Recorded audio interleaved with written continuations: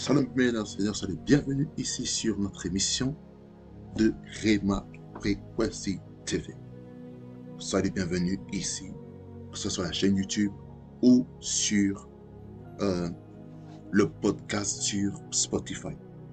Si c'est votre première fois, je vous prie de liker, de vous abonner, de commenter et d'activer la notification pour toutes nouvelles vidéos et nouveaux podcasts. Soyez bénis car vous êtes sur la bonne place, sur la bonne fréquence. Amen. Alors remettre ce temps très mal, Seigneur, afin qu'il puisse nous parler de la part du Seigneur. Amen. Nous prions. Seigneur Jésus, merci pour ce moment que tu nous donnes de partager ce temps dans ta parole. Seigneur, car ta parole, elle est esprit et elle est vie. Seigneur, tu es Dieu, ton règne avant de fin, le Dieu du lieu secret. Je prie que ta grâce, ta souveraineté soit manifeste, afin que ton peuple, Seigneur, soit édifié, afin que ton peuple soit bâti, exhorté, affermi dans ta parole, au nom de Jésus. Je prie que la compréhension de chacun et chacune soit palpable, au nom de Jésus. Louange, honneur et majesté reviennent, toi les guides parfaits, loin le prédicateur, afin qu'il puisse parler de ta part, au nom de Jésus. Amen. Et bien aimés dans le Seigneur, nous sommes toujours dans notre suite sur l'adoration prophétique. L'adoration prophétique, dans laquelle on a commencé, ça fait déjà 2 séances. Et j'ose croire que jusqu'à présent, vous avez été bénis de la part du Seigneur. Et maintenant, nous voulons aller encore plus loin, afin de comprendre 2 réalités. Premièrement, comprendre un petit peu ce que j'avais prévu, ce que j'avais promis par la grâce de Dieu dans le premier volet, dans lequel je voulais vous parler sur les différences qu'il y a entre les psaumes, les hymnes et les cantiques spirituels. Et puis par là, nous allons voir les exemples qu'il y a pour l'adoration prophétique dans la Bible, en prenant certains psaumes dans lesquels j'aimerais m'appesantir. Nous allons lire le verset du mois.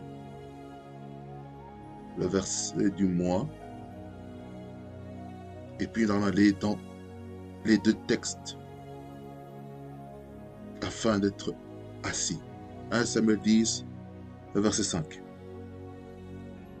C'est de là que sort le thème de l'adoration prophétique. En comprenant le prophétisme, le prophétique, la prophétie et le ministère prophétique. Regardez. La Bible dit ceci. Après cela, tu arriveras à Gibea Elohim, où se trouve une garnison de Philistins. En entrant dans la ville, tu rencontreras une troupe de prophètes descendant du haut lieu, précédés de luth, du tambourin, de la flûte, de la harpe, et prophétisant eux-mêmes. Éphésiens 5, verset 18 à 21. Ne vous enivrez pas de vin, c'est de la débauche. Soyez au contraire remplis de l'esprit. Entretenez-vous par des psaumes, par des hymnes et par des cantiques spirituels, chantant et célébrant de tout votre cœur les louanges du Seigneur. Rendez continuellement grâce à Dieu, le Père, pour toutes choses, au nom de notre Seigneur Jésus-Christ, vous soumettant les uns aux autres dans la crainte de Christ. Psaume 23. Psaume 23, que nous connaissons si bien. Voici ce qu'il dit. Cantique de David. L'Éternel est mon berger, je ne manquerai de rien. Il me fait reposer dans des verts pâturages. Il me dirige près des eaux paisibles. Il restaure mon âme. Il me conduit dans les sentiers de la justice à cause de son. Quand je marche dans la vallée de l'ombre de la mort, je ne crains aucun mal car tu es avec moi. Ta houlette et ton bâton me rassurent. Tu dresses devant moi une table en face de mes adversaires. Tu oinduis ma tête et ma coupe déborde. Oui, le bonheur et la grâce m'accompagneront tous les jours de ma vie et j'habiterai dans la maison de l'Éternel jusqu'à la fin de mes jours. Amen. Amen, amen, amen. Bien-aimés, dans le Seigneur, nous avons lu ces trois textes pour nous permettre vraiment de comprendre quelque chose de merveilleux. Bien-aimés, il est important de comprendre que les textes complémentaires sont là pour appuyer quelque chose que nous avons bâti au début de ce mois de mars. Écoutez. Dans 1 Samuel 10, verset 5, dans lequel je vous ai déjà parlé en long et en large de plusieurs réalités là-dessus. Je vous ai parlé un petit peu de l'origine du prophétisme qui commence là, dans 1 Samuel 10, verset 5. Et là, au verset 1er, je vous ai parlé au premier épisode du fait que le prophète Samuel avait oint le premier roi d'Israël, qui est Saül. Et Saül devait obéir scrupuleusement à ce que le prophète avait dit. Et là, nous ne sommes pas encore dans le thème de l'obéissance aux instructions prophétiques que j'enseignerai par la grâce de Dieu après cette série sur l'adoration prophétique. Par rapport toujours au prophétisme. Écoutez. Dans le passage de 1 Samuel 10, verset 5, on voit que les prophéties se manifestaient pendant le temps de louange, d'adoration et de célébration. Et c'est là que est sorti le thème, l'adoration prophétique. Cela d'où est sorti, et puis je s'explique au deuxième épisode sur les instruments de musique qu'il y avait et dans quelle catégorie ça avait. Et puis je vous ai parlé de l'attitude ou des ingrédients qu'il fallait pour vivre une adoration prophétique efficace. Je vais parler de trois choses. Je vous encourage à aller voir le deuxième volume. Et dans ce troisième volume, je vous parle rapidement sur les différences qu'il y a entre les psaumes, les hymnes et les cantiques spirituels selon Éphésiens chapitre 5, verset 19, qui est basé sur notre deuxième texte. Voici ce qu'il est écrit. Et qu'est-ce qu'un psaume? Qu'est-ce qu'un psaume? Un psaume est un cantique, est un chant, selon la définition, qui est accompagné d'un instrument de musique. C'est ça un psaume. Un psaume est accompagné de musique. Ça veut dire le piano, les instruments, je vous ai parlé, mais dans le contexte de 1 Samuel 10, verset 5, on nous retourner rapidement. Dans le contexte, on nous parle des instruments comme la lutte, le tambourin, la flûte et la harpe. La lutte qui symbolise la guitare, le tambourin, les instruments à percussion, la flûte, un instrument à vent, et la harpe qui symbolise à l'heure actuelle le piano ou le synthétiseur au moment actuel. Tous ces instruments-là doivent être utilisés pour que l'adoration se passe dans de bonnes conditions. Parce que le tambourin met le rythme, c'est le métronome. C'est le métronome. La flûte, c'est le vent qu'on libère au travers de notre bouche. La harpe, c'est ce qu'on joue avec les doigts. La lutte, c'est la guitare. Voyez? Alors, Bien-aimés dans le Seigneur, les psaumes sont accompagnés de musique.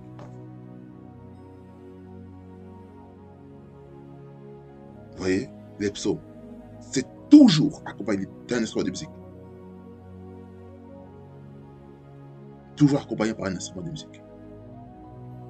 Et c'est là parce qu'on va aller bientôt dans Psaume 23 pour vous expliquer un petit peu l'ossature. Les hymnes sont des chants de louange. Chants de louange qui peut être fait. Et c'est toujours avec les instruments ici. Mais c'est un chant de louange qui parle un petit peu de la grandeur de Dieu. Parce que la louange exprime la grandeur de Dieu. L'action de grâce exprime ce que Dieu a fait. Et l'adoration exprime la sainteté de Dieu. Et la bien-aimée en Seigneur, nous comprenons ceci que les hymnes, comme on appelle dans certaines branches du christianisme, comme les protestants, les évangéliques, on appelle ça les chants de victoire. Les vieux cantiques là, qu'on appelle les hymnes, ce sont des cantiques qui sont puissants dans nos vies. Troisièmement, les cantiques spirituels. Les cantiques spirituels sont des chants qui peuvent être accompagnés par un instrument de musique ou a cappella pour une louange ou un autre sujet. Ça veut dire qu'avec les cantiques spirituels, on peut entonner le cantique là, maintenant, sans instrument. Là, je n'ai pas d'instrument. Mais ma voix peut servir d'instrument.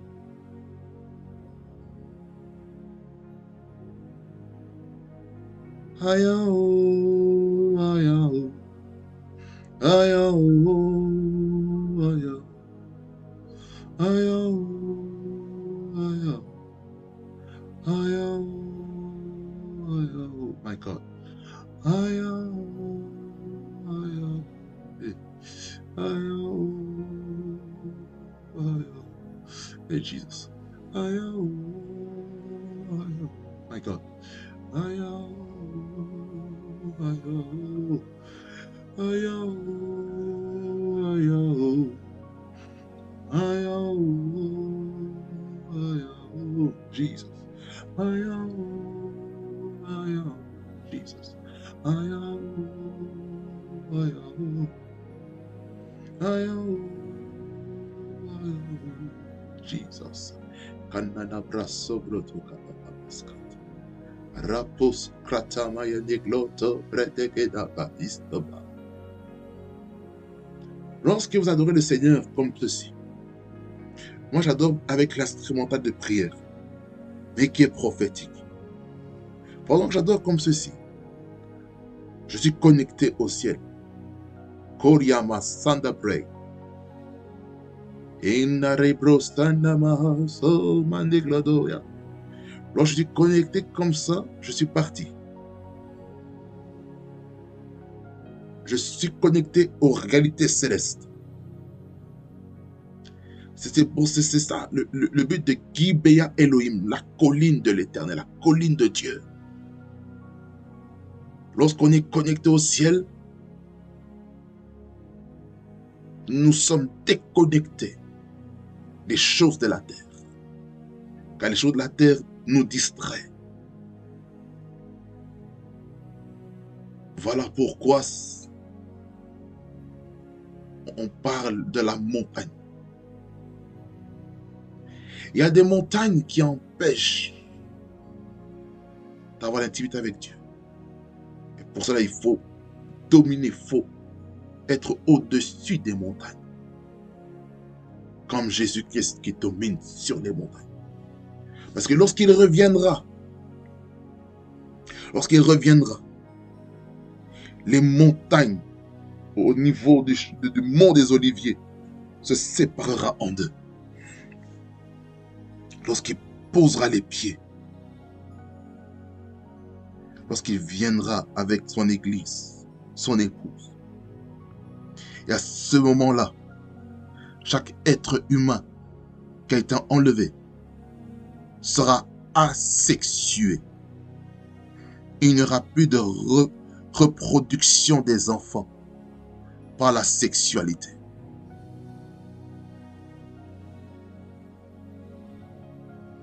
Mon bien-aimé, es-tu prêt à la rencontre du Seigneur? Es-tu prêt à le rencontrer, mon bien-aimé?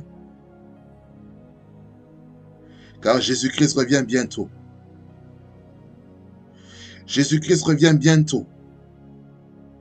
Et il faut que tu te prépares à le rencontrer. S'il y a des personnes que tu as offensées, demande pardon.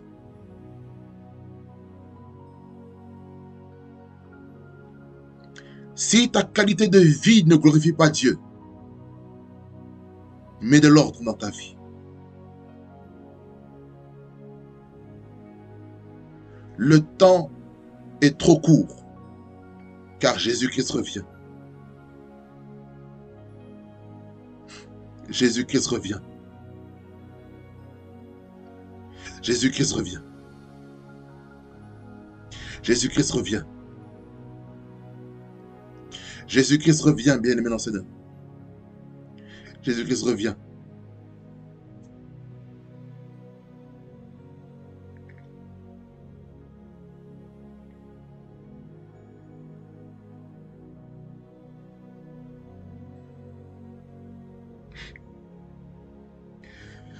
Jésus-Christ revient. Jésus revient. Jésus revient. Nous avons besoin de toi, Seigneur. On a besoin de toi, Seigneur Jésus. Prépare-nous, Seigneur.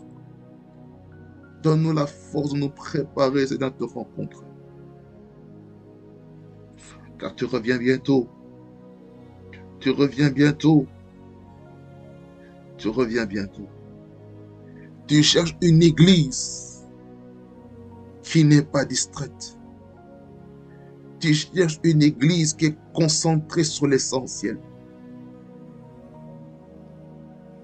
Tu cherches une église qui ne se font pas des coups bas.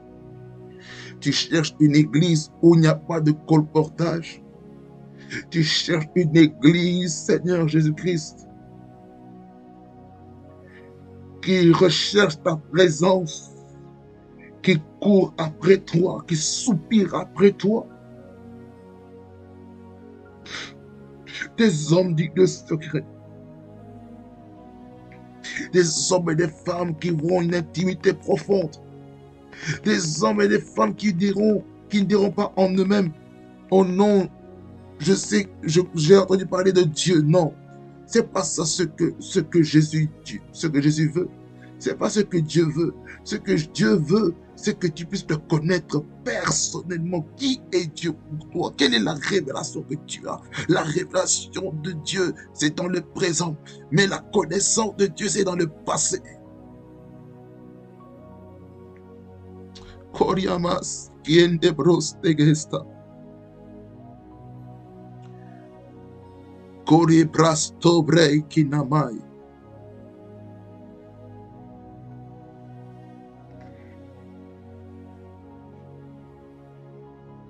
Hokorima sobrodo gabai.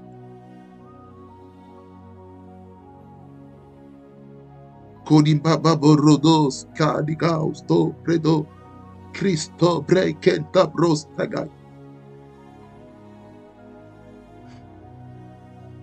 Toi qui continues de demeurer dans ta mauvaise vie, répands-toi. Répands-toi. Toi qui es dans la sorcellerie consciente, abandonne la sorcellerie. Toi qui es dans la sorcellerie inconsciente, abandonne. Toi qui vis dans le péché, toi qui vis dans l'impudicité, toi qui vis dans la débauche, abandonne ces choses. Toi qui vis dans l'amertume, dans la colère, dans la haine vis-à-vis de ton prochain, enlève cela de ton cœur. Koriyama Kondo. Koriyama Kondo. Pristo break. Tando robrokoto koboboske. La brokoto pitam tausto pretestesko peredega. Sumbratos kolega prato kroto. Christo breka botai kosto. Miristo prekosko. Pristo breka proska. Makrosto breteke. Manura kosko. Miklasto rokoto kabaklata. Toi qui te masturbes. Toi qui regardes les films pornographiques. Toi qui convoites les femmes. Toi qui convoites les hommes. Au point de les déshabiller dans tes pensées. Renonce à cela. Renonce. Renonce. Renonce. Toi qui demeures dans l'hypocrisie. Dans des cachotteries. Qui vont te faire plus de mal. Abandonne ces choses.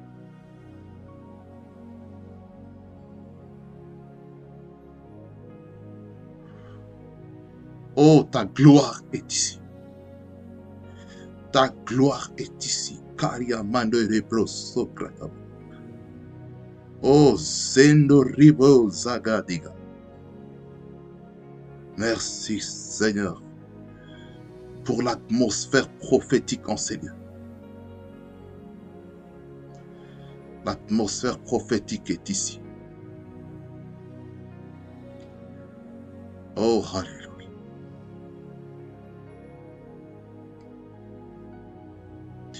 L'adoration prophétique qui libère des messages au travers des psaumes, les hymnes et les cantiques spirituels.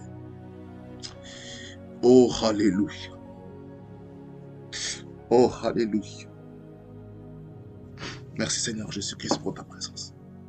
Règne en maître. Au nom de Jésus. Au nom de Jésus. Kodia Markoun. Amen. Psaume 23, bien mes seigneurs. Le psaume 23, bien mes seigneurs, c'est un exemple. Un exemple que j'avais montré aujourd'hui sur le psaume 23 que nous connaissons très bien. Parce que ça, c'est un cantique spirituel, c'est prophétique. C'est un chant prophétique. Je vais vous expliquer un petit peu le contenu qu'il y a dans ce psaume, dans ce cantique. Dans ce cantique qui est joué avec un instrument de musique. Il n'est pas écrit, mais je vous ai défini tout à l'heure. Le verset premier, cantique de David. Ici, on voit l'auteur de ce cantique. On voit ici l'auteur-compositeur du cantique, qui est David. Et ça commence par dire que l'Éternel est mon berger, je ne manquerai de rien. Lorsqu'on s'arrête seulement sur le verset premier, vous allez vous rendre compte que ici, le roi David, de savoir que David avait une triple onction. David, il était sacrificateur, il était roi et il était prophète. Là, l'onction prophétique l'a saisi afin de prophétiser au travers des cantiques la venue de Jésus en révélant sa nature. Il écrit ceci, l'Éternel est mon berger. Ça fait référence à Jésus. Lorsque vous lisez maintenant dans Jean chapitre 10, le verset 11, qui lui dit que Jésus-Christ est le bon berger et il prend soin des brebis. Et il donne sa vie pour les brebis. Donc ça veut dire que lorsqu'on a Jésus-Christ comme bon berger, nous devons savoir que nous serons en sécurité. Nous sommes en sécurité lorsqu'on a Jésus-Christ dans sa vie. L'Éternel est mon berger, je ne manquerai de rien. Ça veut dire par là quoi? Que lorsqu'on a Jésus-Christ, nous avons la provision. Nous avons la provision.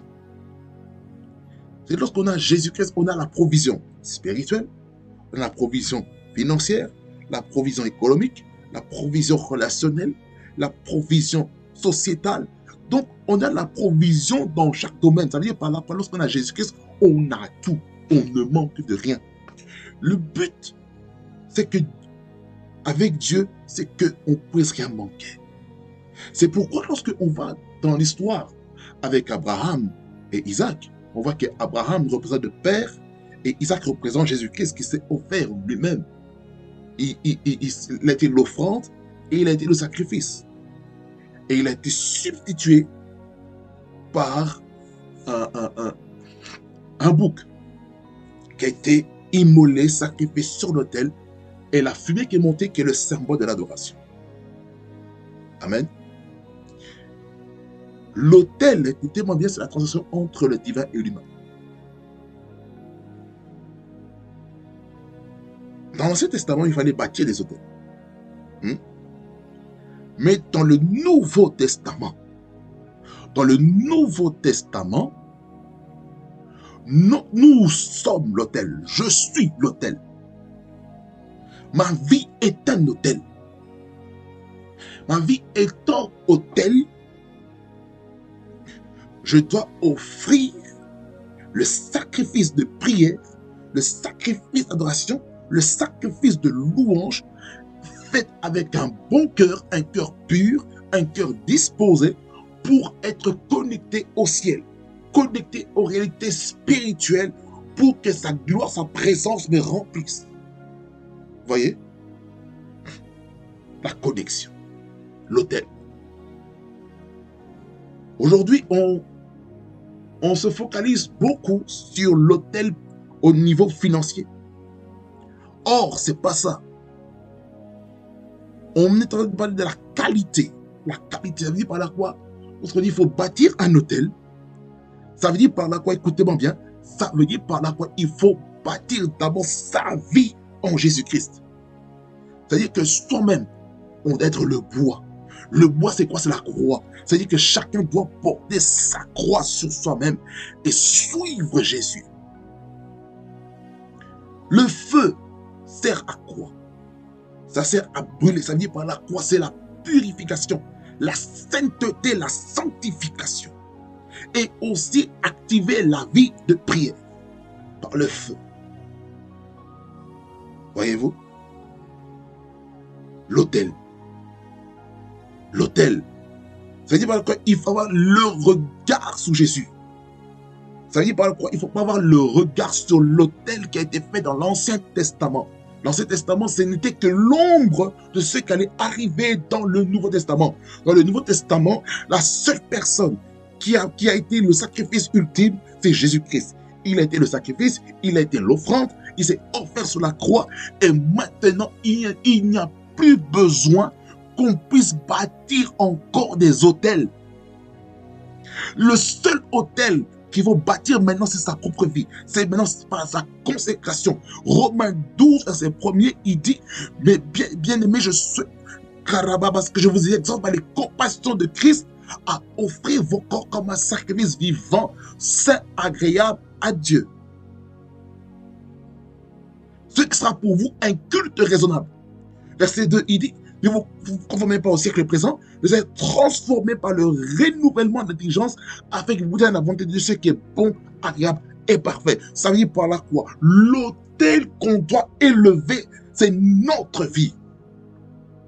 Le but de bâtir un autel en tant que chrétien, en tant que personne, en tant que temple du Saint-Esprit, le but c'est quoi? C'est pour qu'on puisse servir Dieu. C'est ça le but de bâtir un hôtel. C'est pas seulement pour dire, oh non, pour faire de bâtir l'hôtel, c'est pour détruire les hôtels dans la famille. Non. Il faut avoir le regard fixé sur Jésus. Oui, il y a des réalités par rapport aux familles, mais il faut prêcher la vérité. La vérité, c'est la liberté en Christ. Car dans 2 Corinthiens chapitre 5, le verset 17 et le suivant, il dit, si quelqu'un est en Christ, il est une nouvelle créature. Verset 18, il dit que les choses anciennes sont passées, voici toutes les choses sont devenues nouvelles. Ça dit par la croix que celui qui est en Christ, il est connecté à l'autel parfait qui est Jésus-Christ, l'auteur et le consommateur de notre foi. C'est pourquoi dans Hébreux chapitre 12, verset 1er, il nous dit qu'on doit avoir les yeux fixés sur Jésus-Christ, lui qui est l'auteur et le consommateur de notre foi. C'est-à-dire pendant que nous devons avoir les regards fixés sur Jésus, plutôt que d'avoir les regards fixés sur les hôtels de famille, sur les réclamations de la famille, sur la sorcellerie de la famille, mais on doit avoir le regard fixé sur Jésus. Oh, réclamation, oui, ça existe. C'est une réalité, mais ce n'est pas la vérité. La vérité, c'est lorsqu'on est en Jésus-Christ, nous ne sommes pas réclamés par les choses du passé, mais nous sommes réclamés par les choses du ciel. C'est Jésus-Christ qui nous réclame, qui nous amène dans sa présence. On est réclamé dans la présence de Dieu. Là, je suis d'accord. Mais on ne peut pas être réclamé dans le monde des ténèbres. Lorsque tu es en Christ, tu es une nouvelle créature. Je ne sais pas pourquoi je vais dans ce sens-là. Pour faire comprendre à quelqu'un que pour bâtir un hôtel, ça ne demande pas de l'argent. Bâtir un hôtel ne demande pas forcément de bâtir une église, le bâtiment avec ton argent. Non. L'hôtel doit être bâti avec une relation sincère avec Dieu. Lorsque tu bâtis une intimité profonde avec Dieu, tu es en train de renforcer ton hôtel personnel. Tu n'as pas besoin de dépenser ton argent pour l'hôtel. Tu n'as pas besoin. Oh non, pour la prospérité, voilà, il faut 7 000 € ou 10 000 €. Non, ce n'est pas ça ce que Jésus-Christ nous a enseigné. Il faut avoir un message qui est christocentrique. Parce que avant les hôtels, les sacrifices étaient faits selon ce que Dieu a demandé avec les animaux. Mais aujourd'hui, nous ne sommes plus à l'ère des animaux. Qu'est-ce que Dieu demande? C'est notre vie. Notre vie. Mon bien-aimé, ma bien-aimée, offrons nos vies comme sacrifices vivants. Offrons-nous comme des sacrifices. C'est-à-dire que nous devons devenir nous-mêmes une offrande et nous-mêmes un sacrifice. Qu'est-ce que Dieu te demande comme sacrifice? Qu'est-ce que Dieu te demande comme offrande? Il y a des offrandes en termes monétaires, je suis d'accord. Il y a des offrandes de ton temps dans la maison de Dieu. Il y a des offrandes de libéralité. Il y a des offrandes de prière. Il y a des sacrifices de la lecture, de l'étude et la méditation de la parole. Il y a des sacrifices de veillée de prière. Il y a des sacrifices de jeûne et de prière. Il y a des sacrifices pour donner ta nourriture à autrui, pour celui qui n'a rien à manger. Les sacrifices et les offrandes pour chacun et chacune vont différer. Est-ce que quelqu'un me comprend? Ce n'était pas prévu, hein?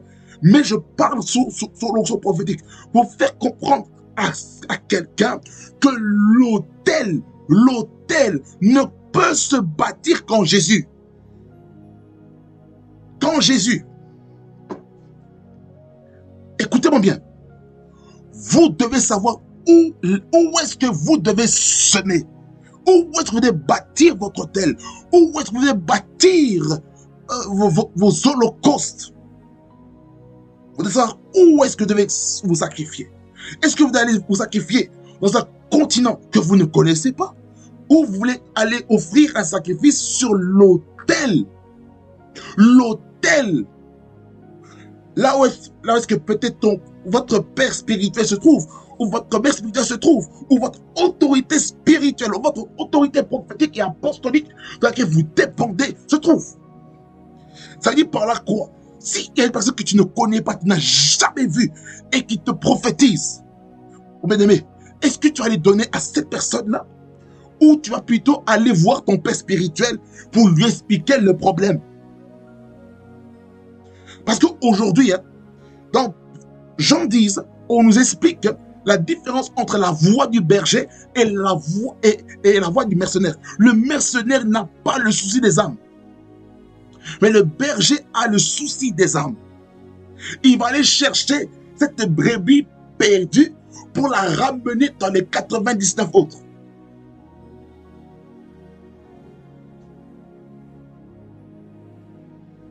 Alors, j'aimerais dire ceci, tant que que Jésus-Christ est le bon berger. On ne manquera de rien. Le bon berger, il n'est pas celui qui va nous obliger à faire des sacrifices, des autels. Non. Je me calque sur le texte. Non. Deuxième chose qu'il faut comprendre. Un enfant de Dieu ne doit pas avoir peur des réalités qu'il y a dans sa famille. Un enfant de Dieu ne doit pas avoir peur des réclamations, des attaques de l'ennemi. Parce que si un enfant de Dieu qui n'a jamais des attaques, ça veut dire que tu n'es pas réellement un enfant de Dieu. Un enfant de Dieu véritable va, et c'est obligatoire, de vivre les attaques, des combats de l'ennemi. C'est obligé. Tu ne peux pas dire, oh non, je suis enfant de Dieu et je n'ai jamais de combat. Ça dit par là que ta vie chrétienne n'est pas vraie. Tu te complais dans les choses que le diable veut. Le diable veut t'amener dans le péché, dans les choses bizarres. Et il est content, il sait, voilà, oui, je peux jouer avec lui. Mais le jour, mon bien-aimé, tu prendras conscience de ta vie, tu vas prendre une décision ferme pour changer par un changement de mentalité, par une prise de conscience profonde et réfléchie et mûre, tu vas te faire comprendre que maintenant, je t'apprends ma vie au sérieux. Peut-être tu prenais ta vie à la légère, mais lorsque tu as étudié en Jésus-Christ, qui est lui qui est l'autel par excellence, qui s'est offert au plus puissant des autels, c'est la croix de Golgotha. C'est l'autel le plus puissant. C'est-à-dire que mon autel personnel n'est pas puissant. Pour cela, je vais me connecter, Seigneur, je me connecte à l'autel de la croix. Jésus-Christ étant l'agneau de la rédemption, l'agneau qui s'est sacrifié, moi je dis que moi je me cache en Jésus-Christ. Je ne me cache pas selon les autels de famille, non, ça existe, mais moi je me concentre sur l'autel le plus puissant, c'est Jésus. Je viens de quelque part, oui, mais dans la destination, je vais me connecter à l'autel du ciel. Quelqu'un dit Amen. L'autel qui vient du ciel. L'autel qui vient du ciel. Alors, bien-aimé Seigneur. Alors, bien-aimé Seigneur, Koriama Kondo. Soyons focalisés sur Jésus-Christ, qui est l'autel par excellence. Nous sommes en Jésus. On ne peut rien manquer, bien-aimé Seigneur. Là, c'est la première chose. Deuxième chose, verset 2. Il me fait reposer dans les verts pâturages. Les verts pâturages, c'est quoi? C'est la parole. La parole de Dieu. La parole. Ça dit par là quoi? Que l'homme ne vivra pas de pain seulement, mais toute parole qui sortira de la bouche de Dieu. Ça dit par là quoi? Il faut être des enfants de Dieu qui aimons la parole. Ça dit que Jésus-Christ va nous amener une parole qui va nous faire beaucoup du bien. Ça c'est 2. Troisièmement, il me dirige près des eaux paisibles. Les eaux paisibles, ça représente quoi? Ça représente la présence du Saint-Esprit. On parle que l'eau de la parole est là pour donner la vie. La Bible déclare dans Jean 7, verset 37 à 38, qui dit que celui qui croit en moi, celui qui a soif, qui vienne à moi et qui boive, celui qui croit en moi, des fleuves d'eau vive couleront de son sein. Ça veut dire par là quoi? Que lorsque tu es dans la présence de Dieu, ça veut dire que Dieu va te remplir, tu vas te remplir de son eau, parce que tu dois boire, tu dois t'abreuver, et lorsque tu t'abreuves et que tu as soif, maintenant, bien-aimé Seigneur, tu pourras maintenant vivre dans la paix. Lorsque tu es dans la présence de Dieu, tu as la paix dans ton cœur. Ça veut dire que lorsque tu es en Jésus-Christ, au travers de cette adoration prophétique, il est en train de dire que Jésus-Christ va venir amener la paix dans sa présence. Amen. Quatrièmement, il restaure mon âme. Ça veut dire par là quoi? Quatrièmement, Jésus-Christ va venir pour amener la guérison de l'âme, la guérison des blessures intérieures. Jésus-Christ est là pour ça, pour guérir les blessures intérieures. Il est en train d'adorer pour dire que Jésus-Christ est capable de guérir mon cœur. Il est capable de me restaurer. Parce que là, dans le contexte ici, Robrosa, David est en train de faire face à des combats incommensurables que nous-mêmes, on n'a pas encore fait face. On a voulu le tuer à maintes reprises, à maintes reprises, à maintes reprises, à maintes reprises. Mais moi, je crois à une chose, que Dieu est capable de faire des choses puissantes dans nos vies. Voilà pourquoi j'aimerais dire à quelqu'un que Dieu est capable de restaurer ton âme au nom puissant de Jésus-Christ. Romana Sante Groto. Marabaso Groto. Koria Baba Babas Kante Groto. Breto Groto Kodo Broto. Manadede So Groto. Shanderebo So Gradagaga. Kariagasa Grata Kaya Baba Shegrete. Maradabashi Kroto Brata Kata Babas Kanta. Korababas Kanta Korobos Kente. Glola Krasto Robro Kote Keta. Malele Gostobra, Kinambra de Gostobre, Kelabre Gosko. Il restaure mon âme, il restaure mon âme. Il est le Dieu qui peut te restaurer, guérir ton âme des blessures intérieures. Kadiama sobre ketega, bandoroboska. Il me conduit dans les sortes de la justice à cause de son nom. C'est-à-dire par la quoi Jésus qui va venir amener la parole. Il va venir enseigner les principes du royaume. La Bible dit dans Matthieu 6, 33, recherchez premièrement le royaume et la justice de Dieu. Et tous ces gens vont se redonner par-dessus tout. C'est-à-dire par la quoi que lorsqu'on est en Jésus-Christ, lui qui est le bon berger, il va nous instruire. Il va nous instruire dans la justice, dans la loi de la parole de Dieu. Il va faire comprendre le code juridique. Le code juridique, le Koryamakondo, il va faire ceci et cela. Bien aimé dans le Seigneur, il faut comprendre, lorsqu'on est en Christ, Dieu va faire des choses merveilleuses. Verset 4, il dit, quand je marche dans la vallée de la mort, je ne craindrai aucun mal. Alléluia. Koriamas kanta korobos kete crestobre. Je ne craindrai aucun mal, car tu es avec moi. Ton bâton me rassure. Ça veut dire par là, lorsqu'on est en Jésus-Christ, lorsqu'on est en Jésus-Christ, même dans le Seigneur, peu importe les oppositions, Jésus-Christ sera toujours avec nous. Il sera toujours avec nous et il faut savoir que Dieu va amener la discipline et le leadership. C'est ce que ça veut dire, la houlette et le bâton, ça symbolise la discipline et le leadership, la conduite. Le verset 5 qui dit, tu dresses devant moi une table en face de mes adversaires. Ça veut dire par quoi Dieu va préparer une table afin qu'on puisse s'asseoir et traiter les choses importantes. Et il dit ceci, au Ramaskanta, deuxième partie, tu oindras ma tête et ma coupe déborde. Ça veut dire par quoi lorsqu'on est en Jésus-Christ, lorsqu'on est à la présence de Dieu, Jésus-Christ va nous oindre. Il va oindre notre tête jusqu'à ce que notre coupe déborde. C'est ce que ça veut dire. Verset 6, il dit, oui, le bonheur et la grâce m'accompagneront tous les jours de ma vie et j'habiterai dans la maison de l'Éternel jusqu'à la fin de mes jours. Ça veut dire par là quoi? C'est pour demeurer. C'est pour demeurer dans la présence de Dieu. C'est-à-dire qu'un enfant de Dieu doit chercher à demeurer dans la présence de Dieu. Et vous verrez ce que Dieu va faire avec vous au nom de Jésus-Christ. Que ça vous bénisse abondamment, fasse beaucoup de bien. Et aujourd'hui, décidez d'être sous l'abri du bon berger. Soyez conduits par le berger et acceptez d'être corrigé, d'être conduit et être discipliné par lui. Au nom de Jésus-Christ de Nazareth. Amen. Réma Fréquency TV, le réseau de la voix de Dieu, soyez bénis au nom de Jésus-Christ. Connectez-vous encore pour d'autres messages. On se verra pour l'adoration prophétique, session 4. Et je crois que Dieu va faire beaucoup de choses merveilleuses avec nous. Soyez bénis au nom de Jésus-Christ. Shabbat tous, j'ai une bonne nouvelle à vous en douter. Réma Fréquency TV est aussi sur Spotify.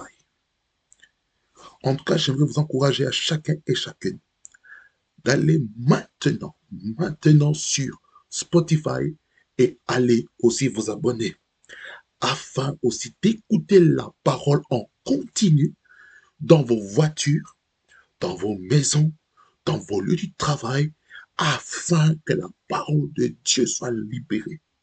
Le temps est arrivé d'envahir toutes les sphères de la société, toutes les plateformes des réseaux sociaux pour que l'évangile soit répandu. Parce que chaque réseau social est une nation. Allez-y maintenant, allez-y. Allez vous abonner maintenant et activez la note de notification, la cloche de notification, afin d'avoir la nouveauté lorsque l'émission ou un épisode sera mis sur Spotify. Que le Seigneur vous bénisse abondamment et fasse beaucoup de bien. Et nous sommes ensemble en Jésus-Christ. Réma Fréquency TV, le réseau de la gloire de Dieu, soyez bénis au nom de Jésus-Christ.